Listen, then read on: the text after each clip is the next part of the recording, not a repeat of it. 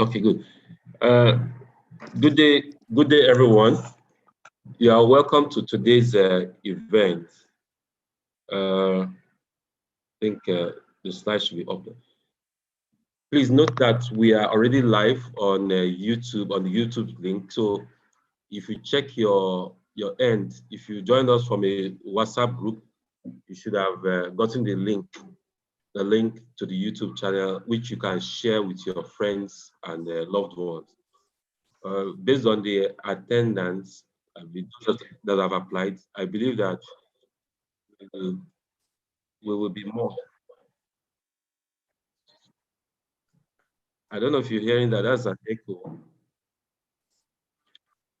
Yes, I'm hearing you very well. Yes.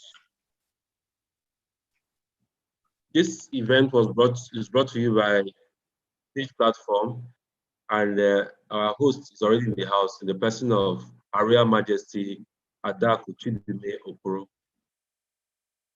So, please, Madam, the floor is open.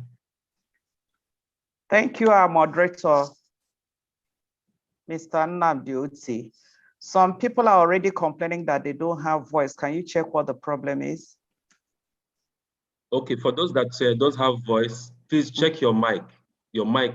If you look at your mic, is if you're using a laptop on the left side, at the base, you see mute, something that says mute. Now you need to look at the right-hand side of it, scroll up, and set the mic settings to same as system. Should be good to go. The fault is not from here; it's from your end. If you're not hearing us. Okay, thank you. Welcome everyone and happy Sunday. I hope you had a good day already. We are continuing with our mentoring series on the export of Nigerian agricultural produce. Today will be our 5th topic in the series we are handling. And our today's topic, as has been advertised, is procurement of export quality goods. So I'll just go straight to the content.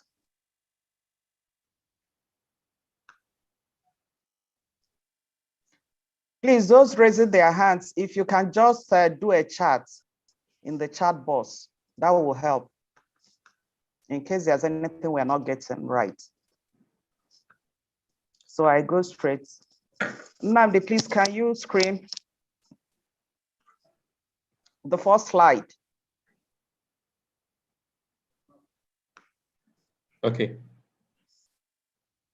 Are we there? Yes. Okay. For our today's topic 5 mentoring series, the content of what we are going to handle will be as follows.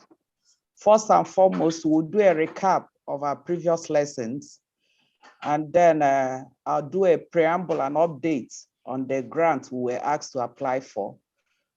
We will then go straight to topic 5, which is procurement of export quality goods. There will be a relevant analogy. I'll try also to link your procurement to the contract terms that you already have if you've had one or you are about getting one. Of course, I'll give you a general overview of what a contract looks like. I will also tell you where you can locate your products. Then I'll give you a rundown of some basic commodities you can export out of Nigeria for the non-oil sector, precisely agric produce and forest products. I will also give you list some countries where you can export your goods to. The screen has disappeared. Take me back to the screen. Thank you.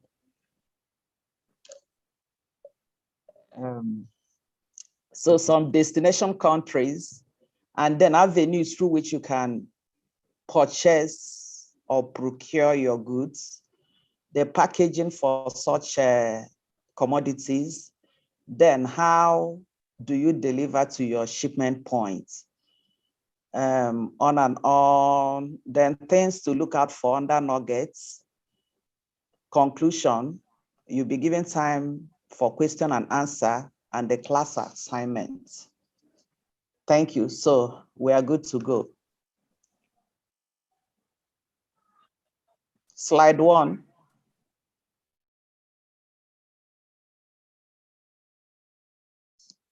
Slide 1, Nnamka. Hello?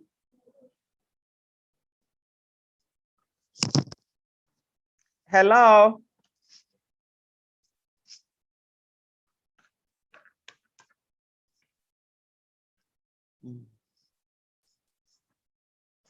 Can we go to slide 1?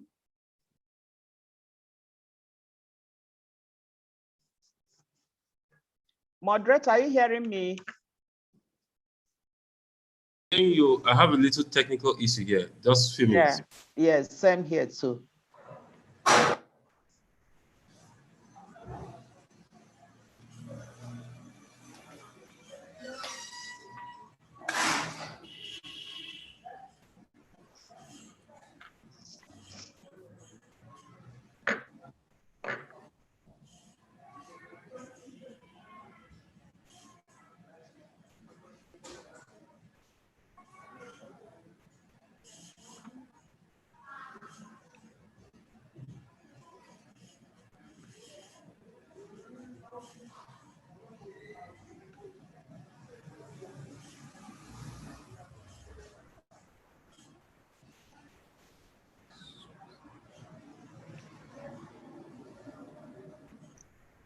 Okay, I think mine is working, so I go on. Okay. Recall that in my previous lessons on this mentoring series, I have repeatedly made the following statements and assertions on the need for us to key into the agricultural value chain business. First and foremost, I have told us times without number that Agric export is a sustainable business capable of transforming one's financial story for good if handled with absolute dedication, utmost care, and focus. I've also told us that Agric exports is not a deal, but a business, meaning that it's not a one-chance business. It's not something you expect to enter today and dash off tomorrow after making a kill. No, it's something that you need to attend to with your full focus, strategies, plans, vision to make a good business out of it. It's not like MMM, where you just put in your money and you expect it to grow overnight and then you harvest and that's the end of it. I have also told us that agric business, with all its associated value chain, as old as it is, can be adjudged the most stable form of business. Reason being that we are talking about food and food has no substitutes. Recall, I've had to tell us that Microsoft, as big as they are, despite their ingenuity, being geniuses in IT, they are yet to come up with a software that can substitute for food, meaning that since food has no substitutes, agric business will always be a business to latch onto. Food is indispensable, like the air we breathe. So as long as there's human existence on planet Earth, food will be required. So it's not possible that doing agric business, you will now go out of business unless you push yourself out of the business. So that is by way of recap. Then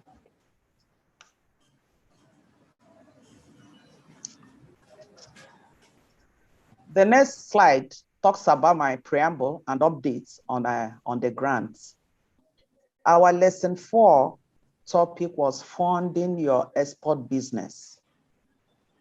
Remember, during the course of that training, we had to pause the mentoring series to allow mentees time to apply for 2 COVID palliative grants that we got information on.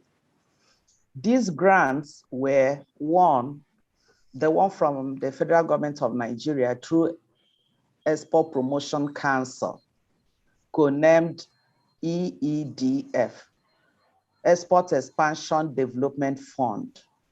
It's a grant, an interest-free grant. Nobody is asking you to repay anything. You just apply. If your application is granted, federal government will give you some amount of money to enable you start your export business or expand your export business. Then there was also the second one, which is a similar palliative grant, COVID palliative grant from USAID. We were also told to apply for that.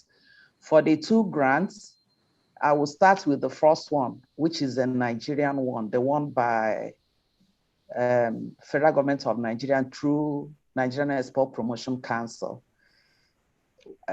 We encouraged the mentees on this platform to apply. I know there were applications.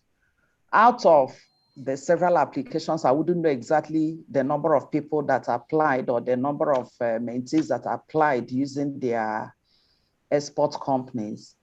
6 of such applications scaled through the first stage of the appraisal. They were pre-qualified and written. Nigerian Export Promotion Council wrote them also, informing them of the success of their application. During the week, I have had to follow up the applications with Nigerian Export Promotion Council. The information reaching me is 5 out of the 6 companies that were approved have been assigned enablers. Enablers are consultants that will now handhold you to do what you have stated that you would do on the export value chain. On this platform, there are so many of us that are mentoring, maybe in the region of 1,000 or thereabouts. So there's no how I can mentor everyone. But Nigerian Export Promotion Council, in their wisdom, they have assigned their own paid consultants to handhold each company to teach them, take them through the rudiments of non-oil exports to make sure that they accomplish their mission. So that is that for the Nigerian Export Promotion Council grants. For the USAID grants, I wouldn't know how many companies also, mentee companies applied on this platform. Information reaching me also is that the companies that have been pre-qualified are now on the second level of the assessment. They are holding virtual interviews with USAID officials, and the virtual interviews are like the final stage. So after this lecture, if any company that made that application was successful or has been invited for virtual interview, please reach me so that I can guide you so that we don't miss out on that also. That is that. Thank you. So we continue with today's topic, which is procurement of export quality goods. We will be focusing on how best to procure our export quality goods, the handling of such goods, as well as packaging the goods for export. Procurement, by way of definition, is the process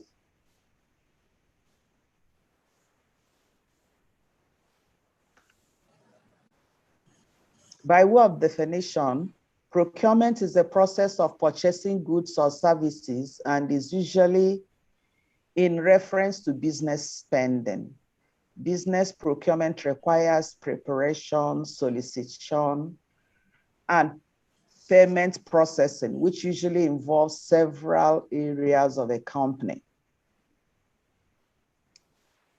Whereas purchasing, I'm sure you'll be wondering, why are we talking about procurement instead of purchasing goods for exports? Purchasing focuses on short-term goals, such as fulfilling the 5 rights in a transaction. That is right quality, right quantity, right cost, right time, and right place. Whereas procurement management focuses on strategic long-term goals, like gaining a competitive advantage or aligning itself with corporate strategy and customer satisfaction.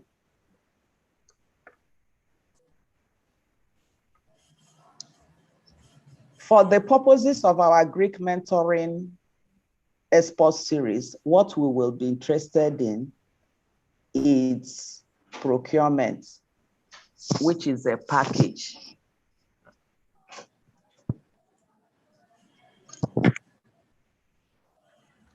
The next slide. This one, I have called it relevant analogy. Listen to me carefully. A customer enters a beauty shop with lots of varieties of products, makes his choices on needed items, as well as payment to the sales girl of that shop for the products chosen. He trusts the sales girl to pack and wrap the selected items in a shopping bag as he settles down on the shop's visitor's seat. The sales girl hands over his package in a few minutes to him, and he leaves for his house. On getting home, he discovers that the brand item is not what he paid for. What would you do if you are in his shoes?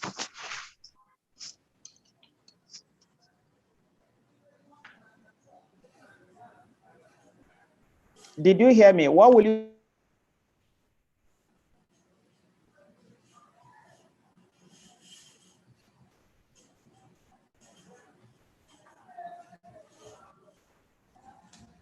So if you're in this customer's shoes, what will you do? That is the question.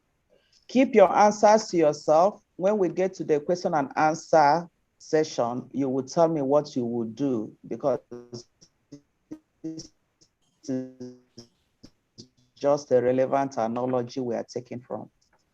Next slide, please. I don't know why the thing is freezing. Moderator.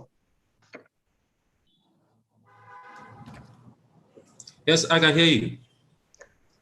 It's not taking me. It's not taking me to the next slide. Okay, I have just moved to the next slide. This one. Okay. Okay. So the next slide is talking about linking your procurement to your contract terms. The procurement stage is a very crucial and critical stage of your export transaction.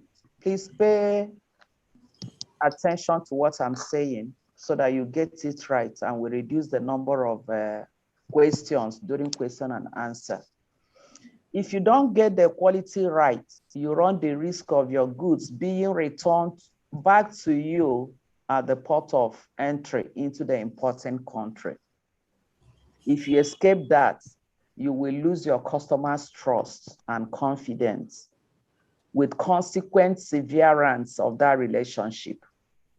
It is therefore very important that you pay special attention to this aspect of your business. Recall that in your contract document, you would have agreed and signed off with your customer on the quality, that is on the quantity. That is how many kilograms or metric tons to supply. And the quality also. Is it hand-picked selected? Is it fair average quality or reject? Plus allowable impurities level, including but not limited to the percentage moisture content. These parameters will be your guiding compass at this stage as you proceed with your procurement for exportable goods. Also, your contract would have specified allowable ash level, including metals and lead, which are completely disallowed. There are other specifications as well. All you need to do is to use this as a guide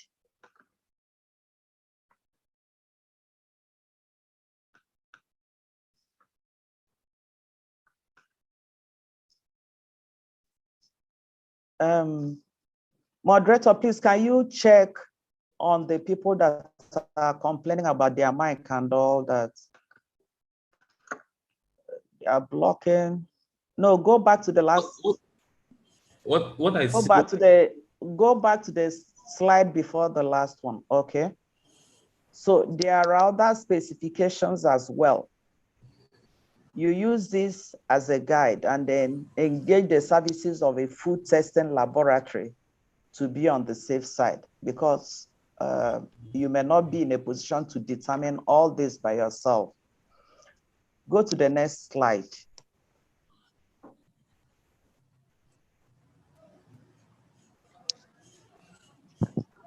Your product location. I'm sure you'll be wondering by now, where do I even source these products? Well, where you will source the products, the locality of your commodity sourcing will be determined by the type of commodity you want to export. Because what you find in the Sahel region of Nigeria are different from what you have in the Sahara region, are different from what you may get in the rainforest region or middle belt. These locations, like I've stated here, could be the rainforest zone, the middle belt, the Sahel/Sahara zone of Nigeria. Next slide.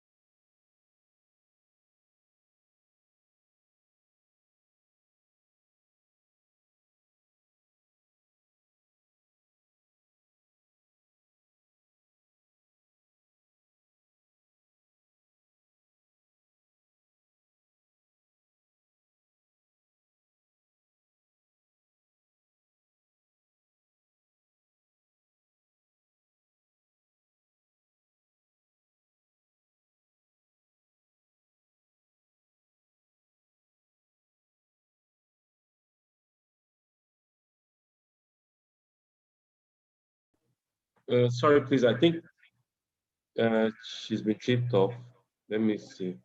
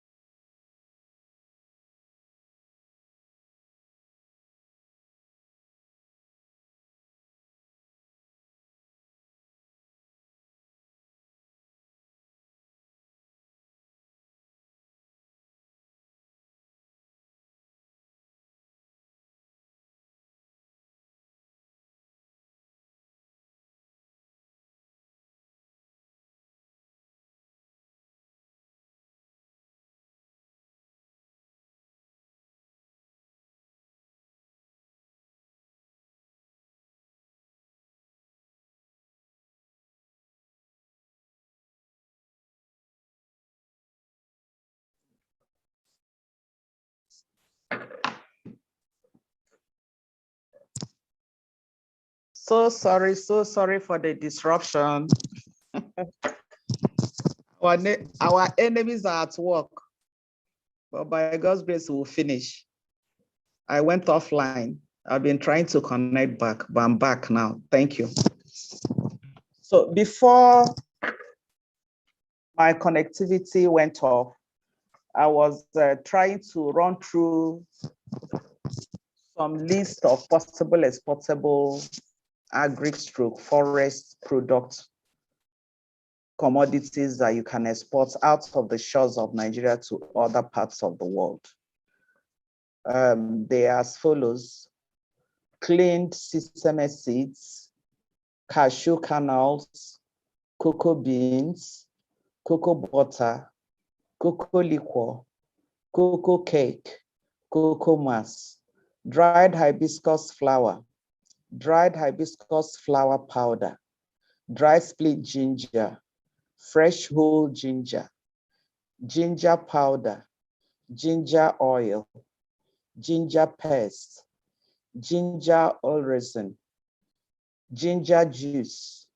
All these are manufactured through processed products.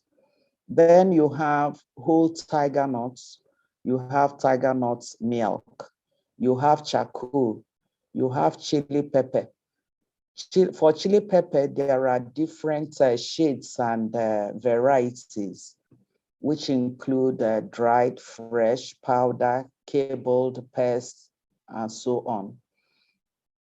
You also have rubber crumb. You have Afromemium melegueta, otherwise known as, I can only remember the local name in my place. We call it Osoji. Then you have kola nuts, both fresh and dried. You have shea nuts, you have shea butter, you have animal leather, you have frozen crabs and shrimps. You have frozen fish, you have vegetables, you have herbs, a lot of herbs and botanicals. Next slide.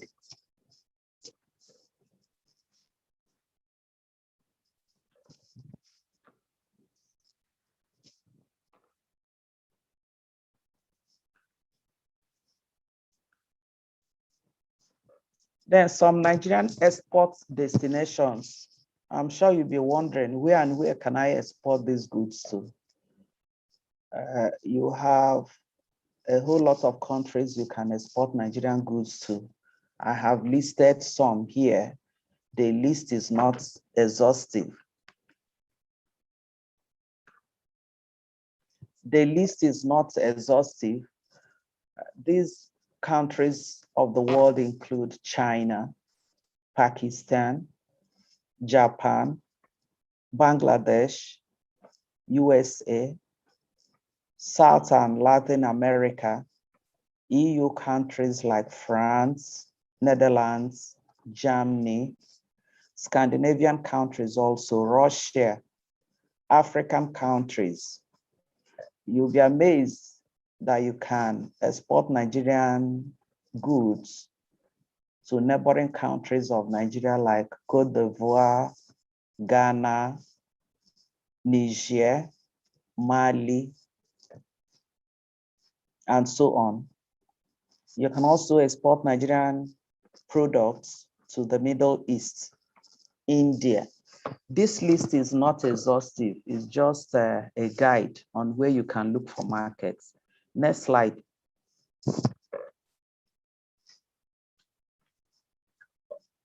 For you to get your product supply, I've listed 3 main avenues you can explore to do that effectively. One is you're either buying directly from the farmers or from the middlemen or from licensed commodity merchants and agents. As is expected, if you're dealing with the farmers, you are going to buy at the cheapest possible price. If you're dealing with the middleman, the price will be a bit higher. Or for the agents, the price will be highest. But then it's like talking to the experts. So you don't want to go to the farmers and collect just anything. You'd rather deal with the agents who know what to look out for, whom you can give your specifications to, and they will, if it's an honest agent anyway, they will guide you aright, being that they at least have good knowledge of the commodities. In all the above, your contract quality specification must be your watchword so that you don't buy blindly. When goods are delivered to you in whatever form, that is whether you bought from the farmers, from the middlemen, from the agents, there will be need for you to regrade the goods so delivered to meet your export order contract specifications. This will usually be done in-house in your own organization, either using machines, cleaning machines, or using casual labor hands. Next slide.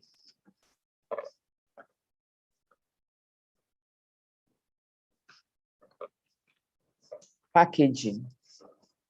There is need also to package the goods in conformity with contract specifications. In your contract, your customer may want you to pack the goods in 10 kilogram bags or 25 kilogram bags or 50 kilogram bags. It depends on what they can handle, what they find more convenient. So your customer cannot tell you to pack their goods in 10 kilogram bags and you go ahead and pack in 50 kilogram bags. They will not accept it from you. So whatever the contract term specifies, that is what you're expected to work with. And then you must also use the type of bag specified in your contract documents. All packaging bags are not the same. Some bags go well with certain products. Some go better with some other type of commodities. So you won't say because somebody is using jute bag to pack beans, then you want to use jute bag to pack a commodity like, say, hibiscus flower. So whatever the contract terms specify in terms of packaging bags, you work with that.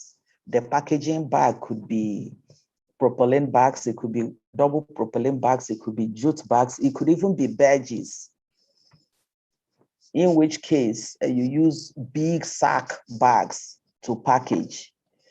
Then in your packaging, you take cognizance of the net weight and the gross weight.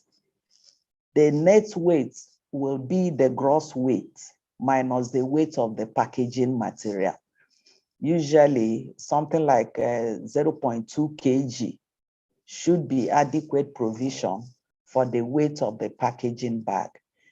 If you also put that packaging material on the scale, you will discover that it's about 0.2 kg. I didn't say 2 kg, I said 0.2 kg, just a little fraction of 1 kg.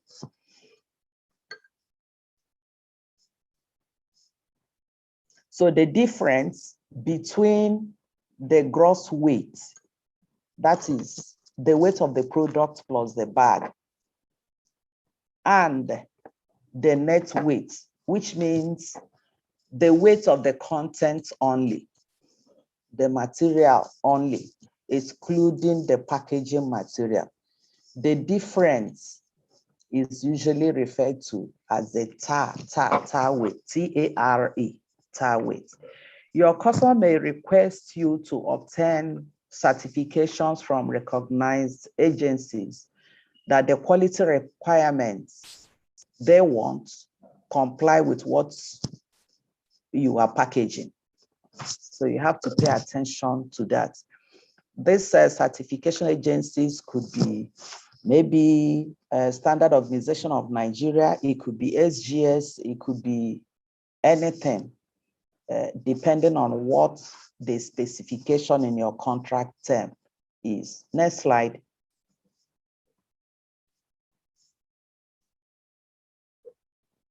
Delivery of the goods for shipment. With your commodity purchase, grading and packaging concluded, your next step is to move the consignment to the port of shipment. It can be the seaport or cargo terminal of the airport or courier company. You know, for very lightweight materials, you can use courier companies like DHL, UPS, depending on what you're shipping.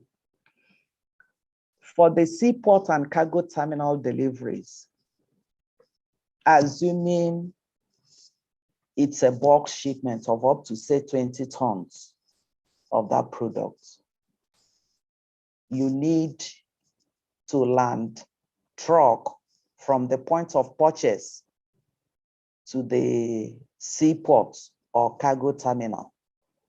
In land trucking, depending on the size of the consignment, you can rent a whole truck. I don't expect you to have your own trucks at this stage because most of us here are beginners. So you can't possibly be investing in trucks at this stage. So since you don't have your own truck, you will now have to hire a truck or hire that truck alongside some other exporters or users, so to say. So if you're hiring the truck alongside of another user, that arrangement where you share the truck space is called groupage. But whether you're hiring a whole truck or you're doing groupage, you're sharing with somebody, you have to be very conscious of contaminants. Assuming you have bought something like hibiscus flower, and then you want to land truck it, say from, example now, say from Kano to Lagos, but your consignment is such that it cannot fill the whole truck. You now want to do groupage. It will be a very wrong decision for you now to do groupage with somebody that is sending something like, say, a dried fish. Of course, the dried fish smell is going to contaminate your hibiscus, and it's not going to pass the quality test that it's needed for it to be acceptable to your customer. Next slide.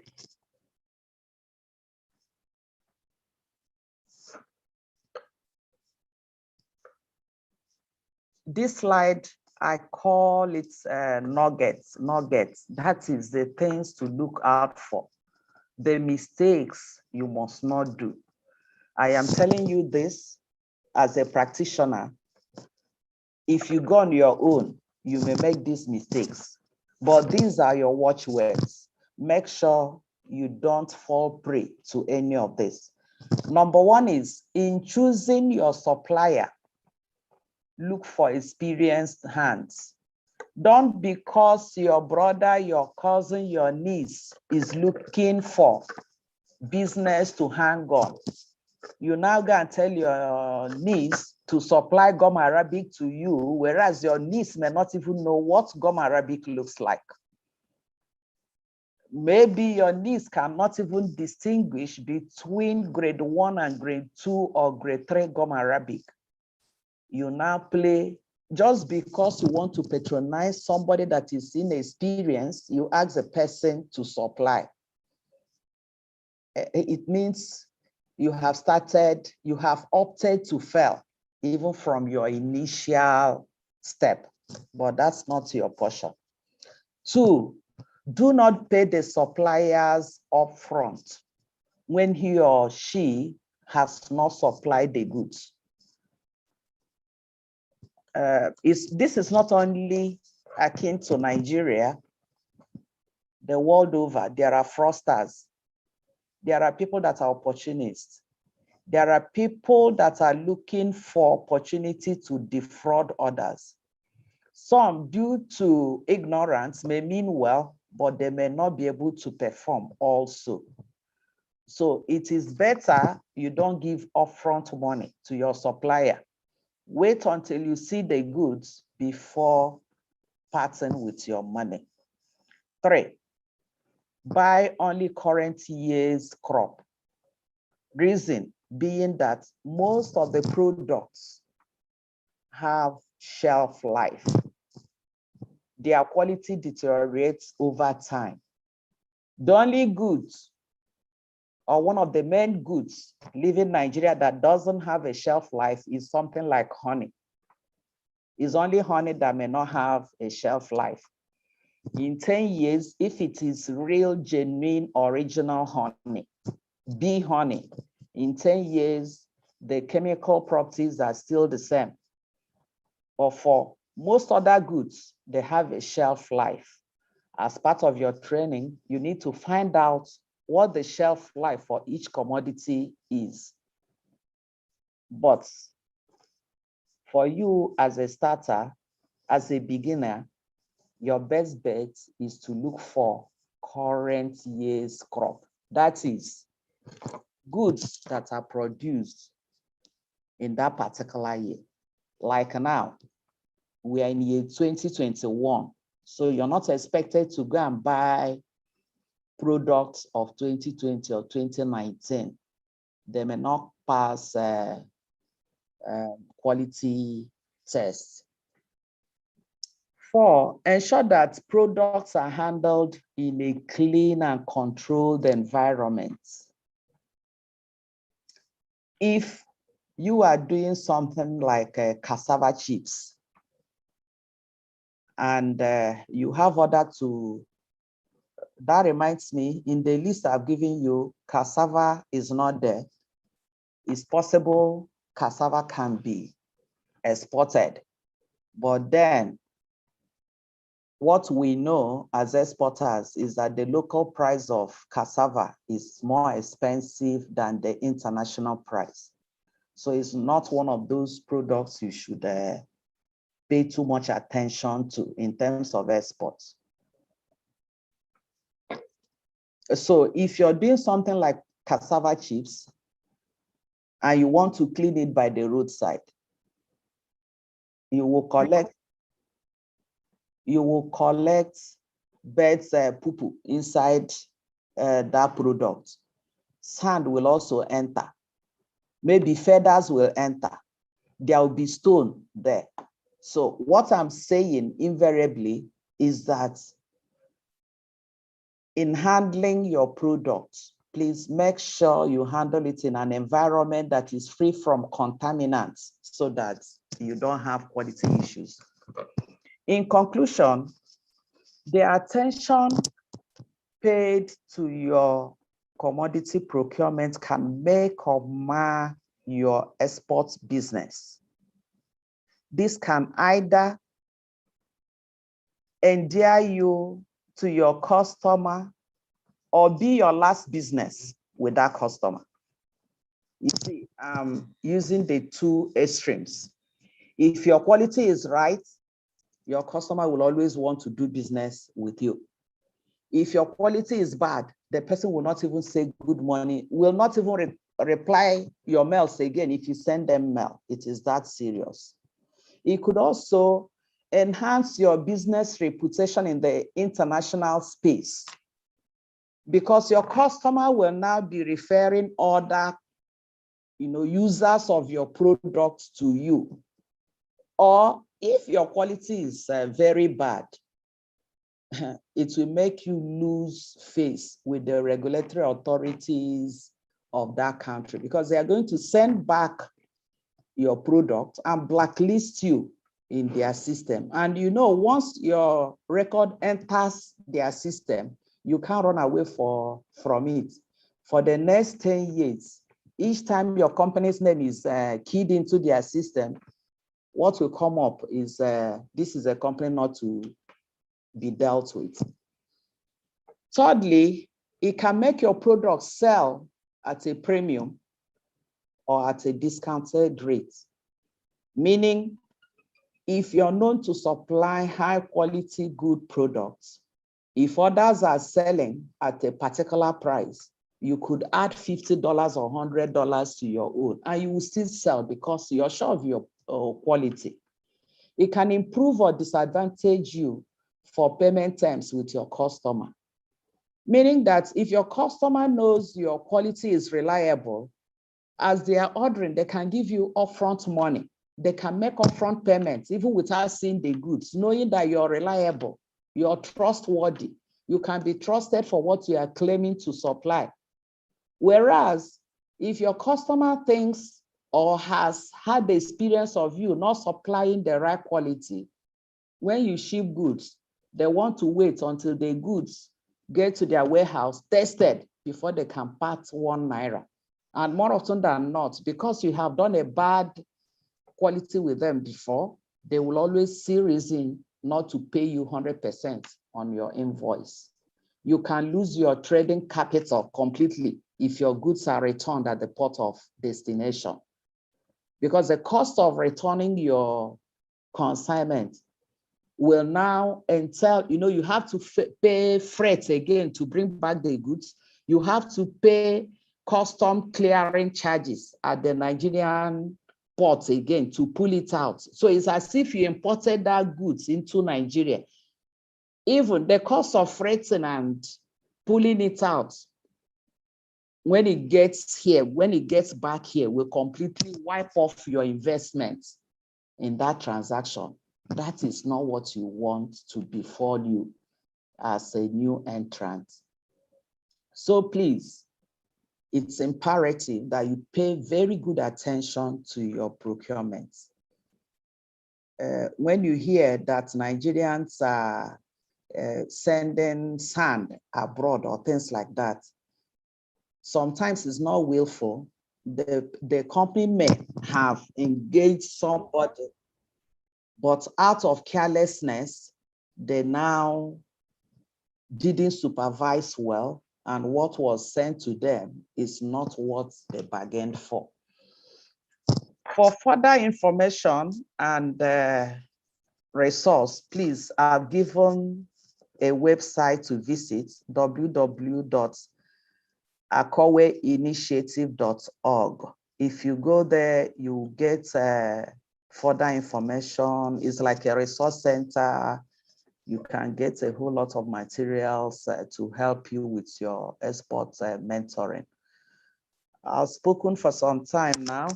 I will give some time, depending on our moderator, what they decide, 10-15 minutes for question and answers before I give the class assignment. Thank you, moderator. Yeah, thank you so much, Madam. Thank you for the lecture. It's highly appreciated. Now, this time for question and answer. Please, if you have any question in the house, just raise your hand. You know how to raise your hands so that we call your name or mute you, then you go ahead and talk.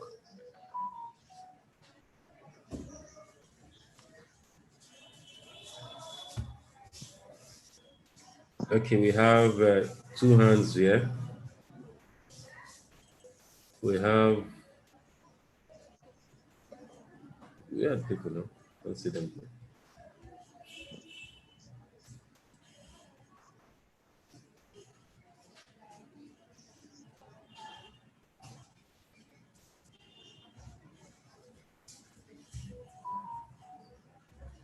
And if you have a question, just raise your hand, please.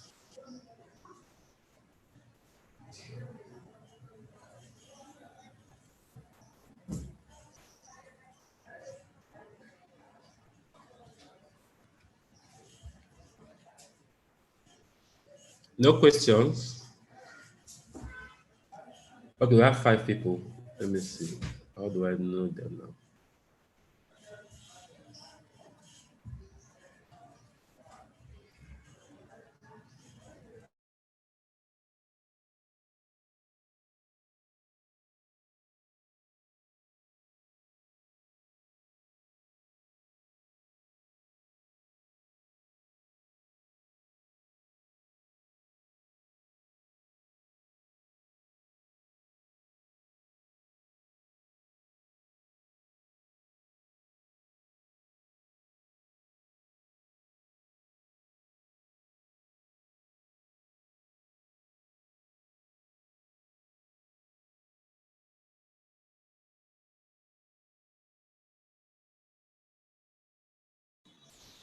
Hello, please. If you have question, just go ahead and speak. Let me see. Or mute yourself and speak.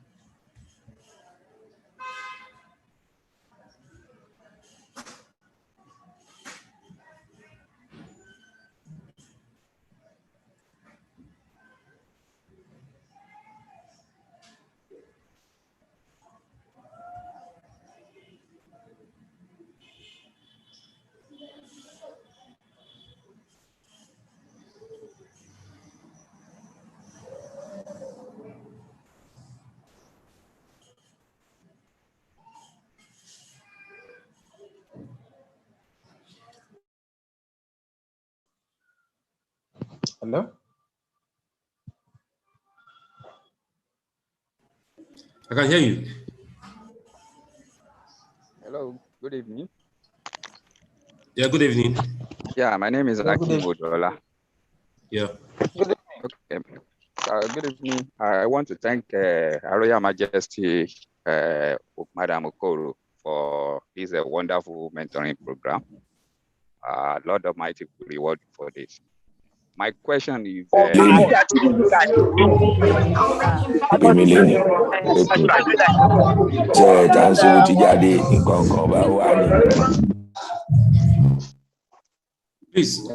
sorry, unmute. If you want to speak, just raise up your hand. So we have somebody already in the floor. Can you please unmute yourself now and talk if you're one talking initially? okay. Introduce yourself. My name is Akim Odola. Okay. Thank you, everyone. And I want to give a special thanks to Her Royal Majesty for this wonderful mentoring program. Lord Almighty will reward you for this. My question is, how do we determine the shelf life of a product? That's my question. Thank you. So shelf life. Now we have Ikechukwu. Please, can you unmute yourself and speak, please?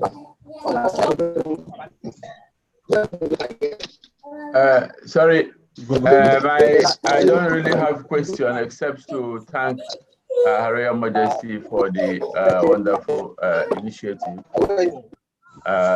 May God continue to grant him our desires.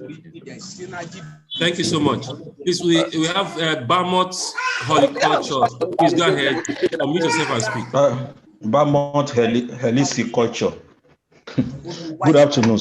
Good afternoon, sir. Her Royal Majesty. Good afternoon, ma'am. You are blessed. Now, my question is this: when you are talking about the shelf life of the exportable products, my mind went straight. My mind went straight to the maize. If you look at the maize, it has to grow and it has to be harvested and dried for at least, if you look at the period when all these things will be end, what we'll be talking about 1 year. But before we can package for the export. But you said we should not buy any product that is not within the year. What do we do about that? Thank you, ma'am.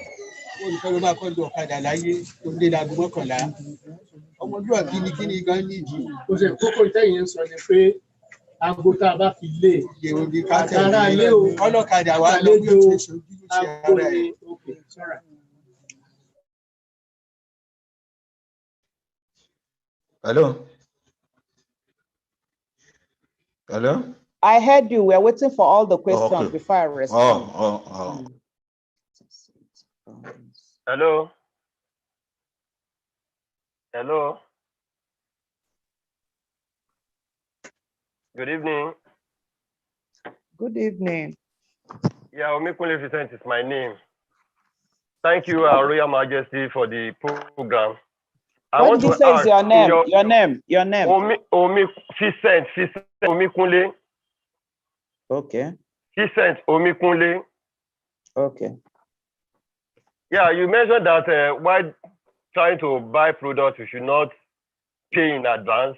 And you also advise that we should not invest into college for now because as a startup.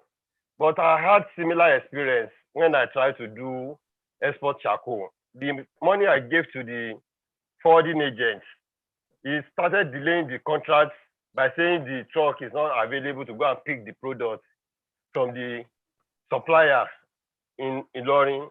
As a result, my contract lapsed, and I've given him money to enable him get the truck and pick the product. And in this process, when one cannot invest in transport to convey the goods to the port, one may likely find it difficult because they will insist that you should pay before they get truck. And in the process, I got duped, just like you said. There was a connivance between the supplier and the forwarding agent, and they started playing me until the contract lapsed. And as such, I was unable to meet up with the contract. And up to now, even the supplier among forwarding agents who happen to be in Lagos. So in this situation, what should one do? Or what do you advise one should do? Thank you.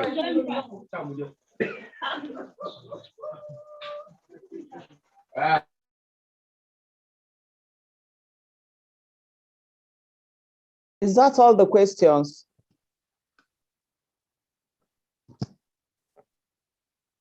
Moderator, do we have more questions?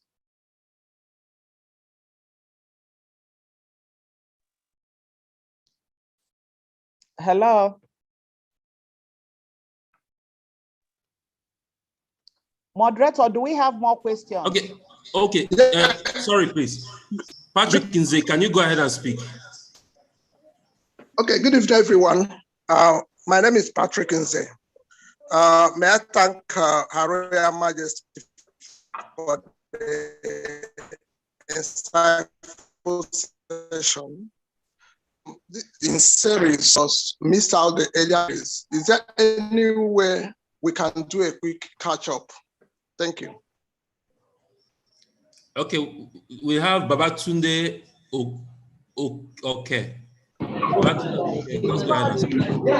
Yeah, good evening. My name is Babatunde Okay. Thank you so much for this wonderful initiative. My question is, I want to ask whether it is appropriate to use a business name or limited liability company for export business in order to take advantage of fund that is available for the new entrant in terms of grants. That's my question. Thank you. Thank you. We have 4 more people. Grace Ogbonna, go ahead and speak, please. Unmute yourself. Unmute yourself and speak. Good evening to every one of us. My special thanks to our council member. You are great. We are proud of you. Thank you very much for this initiative. I want to ask just a clarification. One, is there any particular amount or maybe volume of business that could be risk-free, at least for a starter to start with? I got to know that there's a way that you may get a contract and they want you to be consistent in the supply of the product. And I got a hint also that if you fail in the supply according to the contract, it can also be decredit you a kind of. So I want to know, is there a way a starter can start the volume of commodity that a starter can start with? And what do you advise? Is it to get a contract, the first contract, does it supposed to be a one-off or a consistent one? That's my question. Thank you very much. Okay. Moderator, can we attend to these ones first, and then other people can ask after, in case their concerns will be attended to, answering the earlier people that asked questions. Yes, go ahead. I will start with Madam Grace. You want to know whether there's any particular amount that could be risk-free.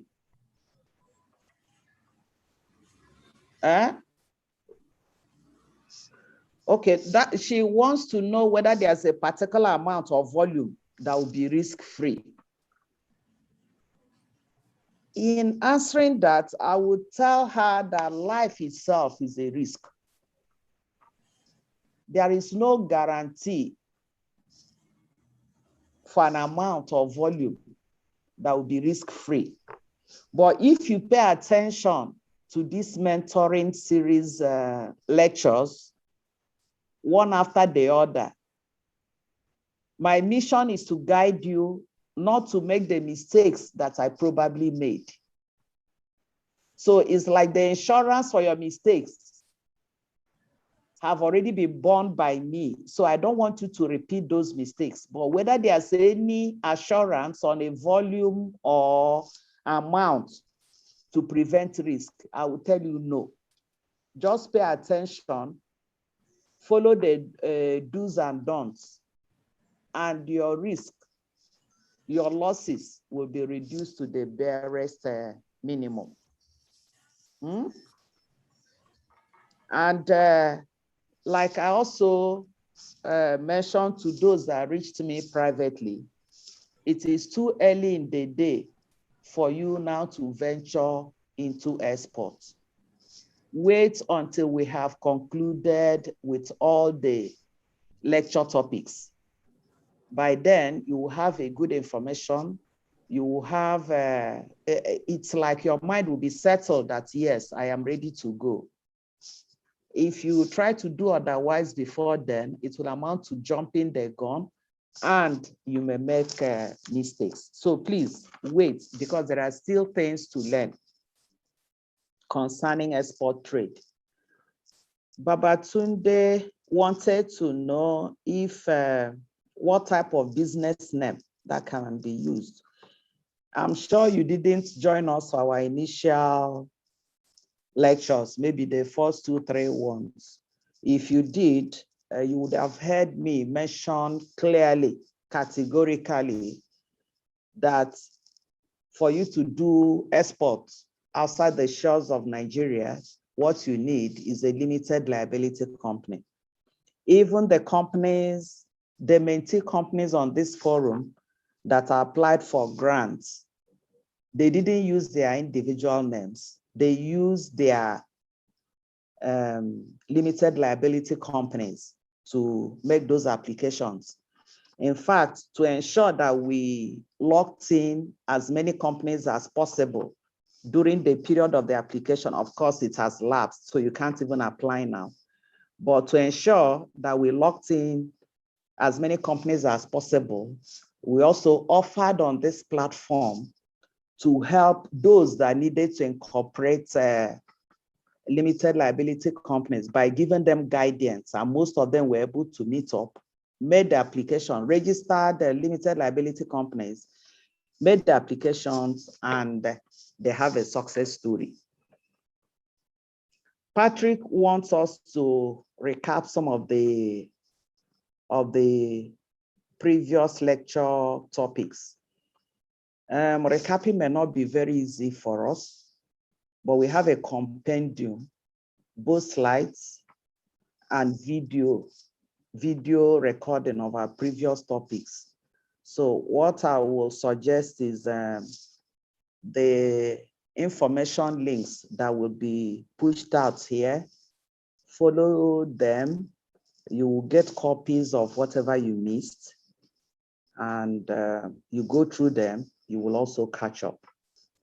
Omikunle narrated his experience on how he lost money making upfront payments. That is exactly what I mean. If you part with your money before you get the service, either in terms of forwarding fees, haulage, or taking delivery of your commodities, more often than not, you may be taking a big risk. Why I said you shouldn't invest in transportation is export business itself is somehow a capital intensive business, depending on which line of export you want to pursue. But if you would rather have bought, say, a truck to haul your charcoal, one container of charcoal will not buy truck. So it means you would have bought the truck, and then which money will you have to trade? Whereas renting the truck may have been, say, 150,000 or 200,000. You will still have money left to do your business. So if you go and invest all your money to buy the asset and there's no capital to pursue the trade, that wouldn't be a wise decision. Barmot talked about shelf life of the product, and he gave example of maize. The gestation period for maize is between 3 months to 4 months before they harvest. And once they harvest, within 2 months, is dried. What I'm saying is that you will agree with me. This one doesn't need, too much talk. You will agree with me that maize of last year, 2020, is no longer very useful for 2021, even locally.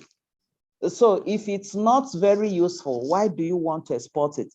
That maize of last year, 2020, by now, most of them are having weevils.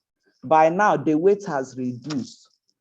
So what I'm saying is make sure if it's for export, apart from exporting something like maize, most of the confectionery companies, beverage companies, they also take up supplies of maize locally.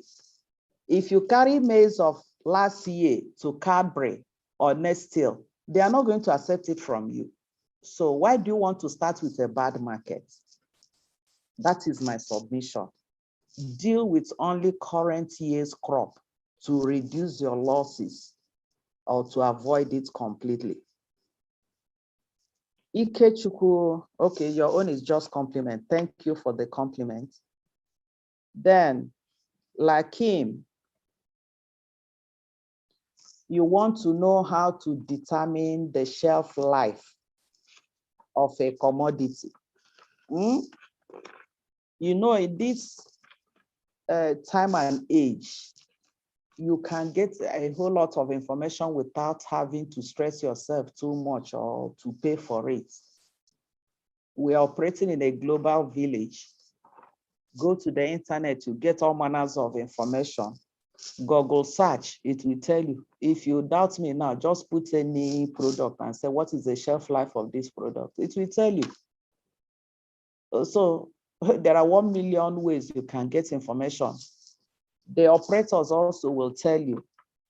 I can also tell you some, if you're concerned about some, based on experience. I gave the example of honey. I said honey doesn't have a shelf life. So most of the farmers will also tell you how long the product can last before it starts deteriorating. I think I have dealt with the batch of questions there. So if we have other questions, they can go ahead and ask moderator. Thank you so much. We have Musa Isiaka. Go ahead, Musa. Okay, Ayeni Samuel. Do you still have your question? Yes. Go ahead. My HRM. Good evening. Thank you for the good presentation. I want to ask, my name, you usually call me Saka so that you know me very well by my name, so that you know it's for. I want to come and do attachment. So you know the talk now. Saka. Saka is an ICAN member. Okay. He looks very much like I think MCN Saka also. Yes. Go ahead. I will private chat you, and another thing I want to privately ask. So I will do that in the comfort of it. I must sincerely thank you that you are a blessing to our generation. Keep it on. Thank you very much. Thank you. Okay. Ikechukwu, I can see your hand up again. Okay, so Isiaka,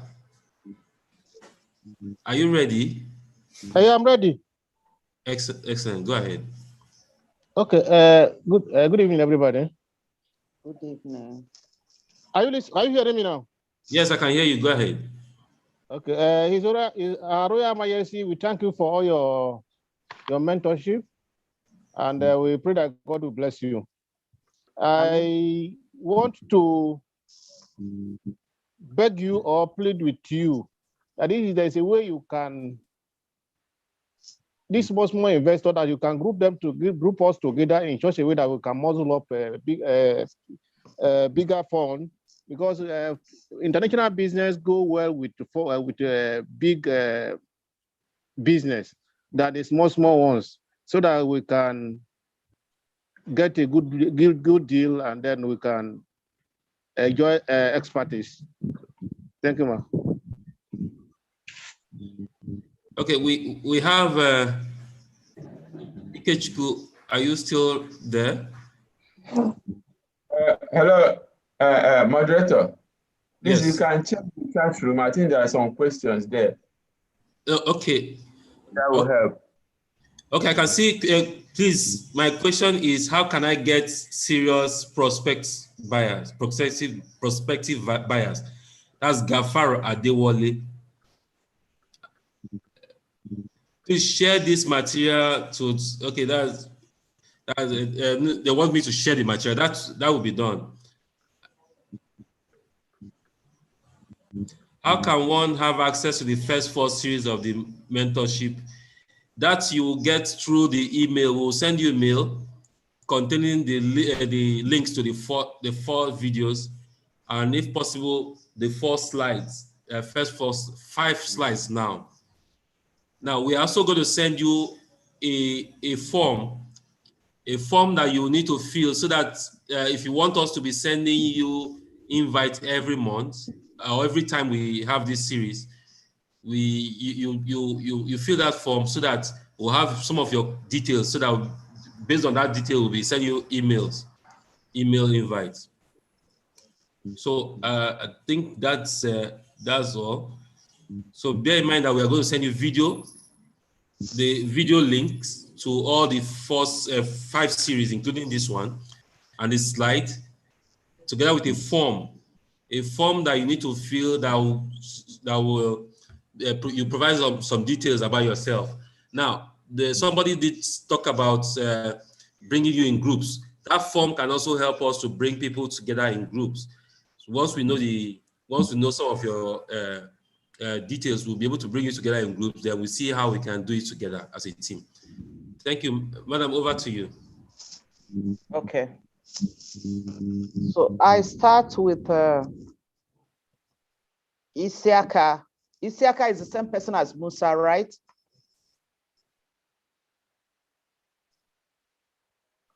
who talked about grouping of companies to enjoy volume? Oh. The moderator has proposed that after filling the form, we will now see what is possible in that direction. But my submission is this. For this mentorship, I'd rather people grow individually, because from experience, if you put 2 or 3 or 4 strange bedfellows together to sleep, nobody will have a comfortable night's rest. So it's, some people are laughing. So it's better we grow at our pace. If your money is not enough or up to doing 1 container of, say, ginger, it could be enough to do 1 container of sesame seed. It could be enough to do 1 container of charcoal. It could be enough to do some other products. So for this mentoring series to achieve its purpose, as much as possible, let us see ourselves as independent units. Whatever opportunity that shows up, don't play with it.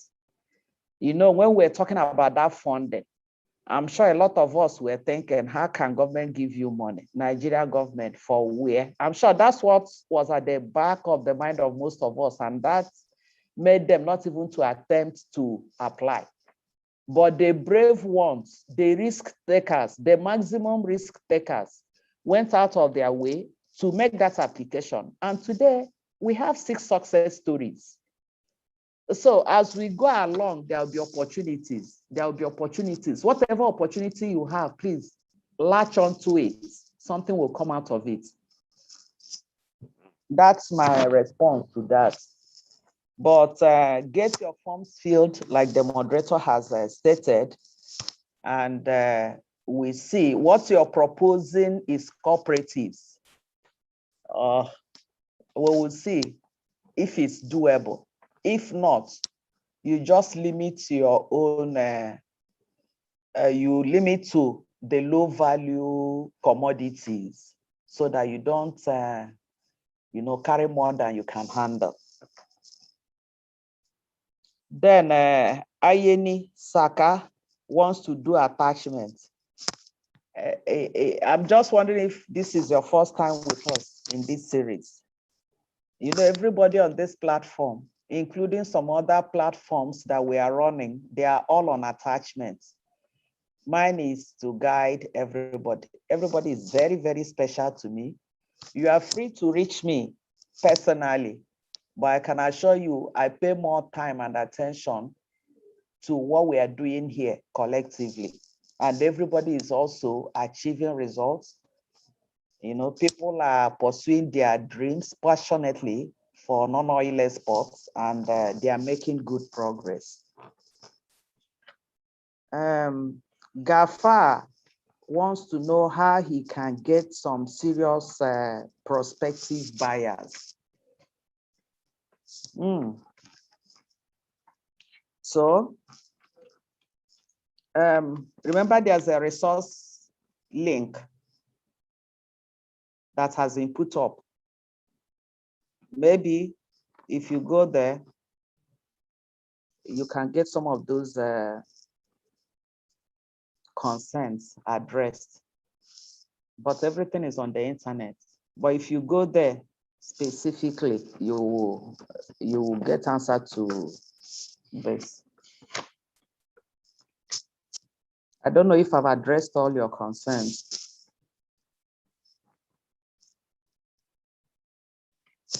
Have I? Do we still have questions? I can see that there's no more questions from here, except if there's any. Okay, we have Lillian Mbono. Lillian, go ahead. Olainka Isa. But Lillian, go ahead. Okay. Good evening. Good evening. My question is based on the very first question that Her Royal Majesty asked at the beginning of this session. I would want to answer the question. I don't know whether you're hearing me. Yes, remind me of the question, please. You assume we went to buy certain products. Okay. So at the end of the day, it wasn't what we paid for that we saw in the packaging. And then you asked what would be our reaction. So for me, I would say I'm going to send all the package back to the people I bought it from because they weren't what I actually requested for. Exactly. Will you go to that shop again? I will never. Exactly. Will you ask for your money back? Why not? Exactly. So what will you now tell people concerning that shop? Assuming you're to give a testimony of that shop. I'll tell nobody to go there because they're not standing to their words. Yeah. You remember I said it's an analogy that addresses our matter, our concern for today's series. Yes, I understand. So, so see yourself, see your business, see your relationship with your prospective customer in that light. So if you don't get it right, you have spoiled it forever. There's no second option. They are going to spoil your name. You are going to spoil the relationship. They are going to ask for their money back and they will never deal with you again. Thanks so much for answering that question. God bless you, man. Thank you, man. Then the last question, somebody Olainka Isa.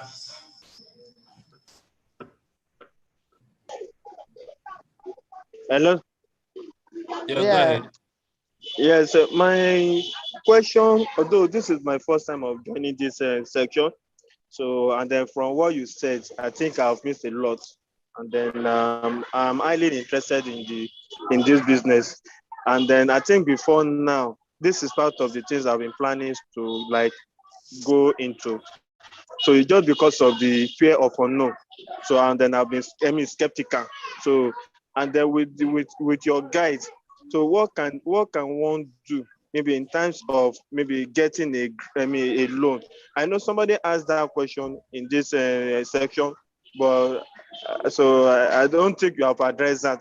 So how can we get a grant? So if we are ready to go into this kind of business. Okay, to answer you, there were two specific grants. We are not talking about loan, no. We are talking about grants. Can you mute yourself? Okay, there were two specific grants that were brought to our attention just before our topic 4 mentoring series. Those are COVID palliative grants being offered by USAID, one, and then the Nigerian government. So mentees on this platform were asked to apply with their business names, and we have, as a date, 6 success stories. It was just a reference. Since this is your first time of joining us, I would suggest you go through the lecture series of what we have done so far, because we have talked about funding. We have dealt with the topic funding. So it's only when you go through it that you will now be on the same page with us. That will address your concerns also. Thank you.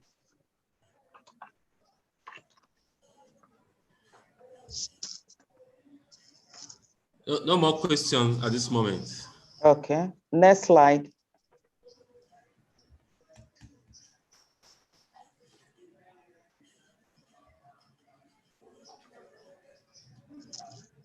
Okay, As is usual with us, just to make sure that we are paying close attention to the energy and time we are spending here, there is a class assignment.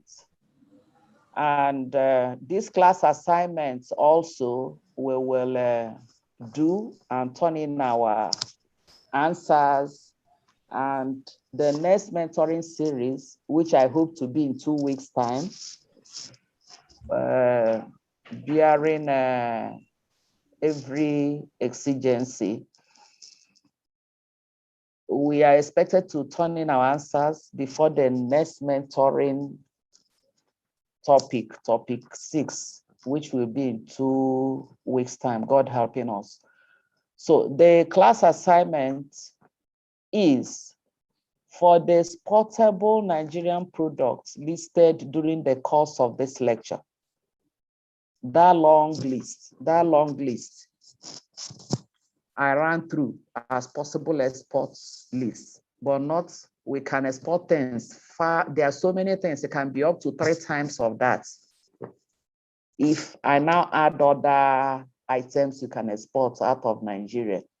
So I said, kindly research and list where you can source them in Nigeria. It means for each product, you will tell us in your answer the location where you will source it. I have told you the list of items you can export. So your own is to tell me where you can source it for export, because that is part of the mentoring series. I don't believe in spoon feeding too much. If you spoon feed a baby too much, the baby will vomit. So sometimes it's good to allow the baby to gulp and swallow what you have put in his or her mouth before you bring up another one in the another food in the spoon to give the baby.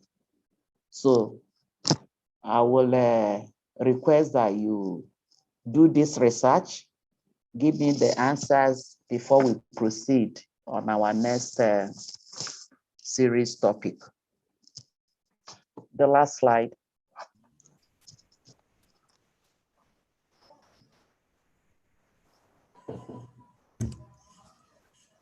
By way of a closing remark, I just want to say thank you so much for your time, and we hope that you enjoyed this session.